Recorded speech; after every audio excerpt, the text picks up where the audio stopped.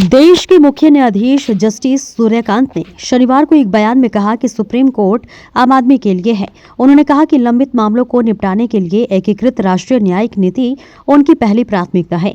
CJI ने यह भी कहा कि उनकी कोशिश है कि मुकदमेबाजी की लागत को कम किया जाए और मामले का फैसला होने के लिए एक समय सीमा तय की जाए। हिंदुस्तान टाइम्स लीडरशिप समिट के दौरान बोलते हुए सीजेआई जस्टिस सूर्यकांत ने कहा, मेरी पहली प्राथमिकता एक तय समय सीमा और एकीकृत राष्ट्रीय न्यायिक नीति बनाना है ताकि लंबित मामलों पर जल्द फैसला हो सके।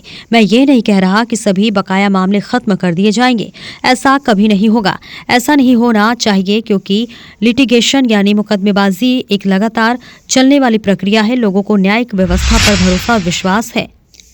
सीजेआई ने कहा कि नए मामले दायर होंगे लेकिन पुराने मामलों का निपटारा होना भी जरूरी है। मध्यस्थता का भी इस्तेमाल किया जाएगा और ये गेम चेंजर साबित हो सकता है।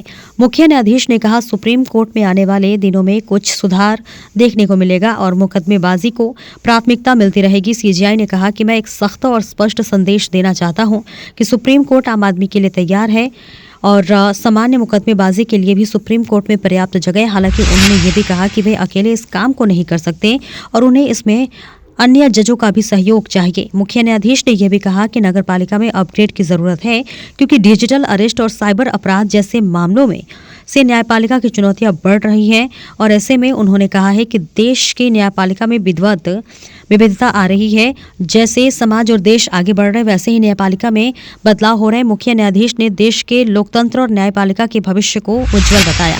न्यायपालिका की आज़ादी पर उन्होंने कहा कि संविधान में शक्तियों का बंटवारा किया गया है।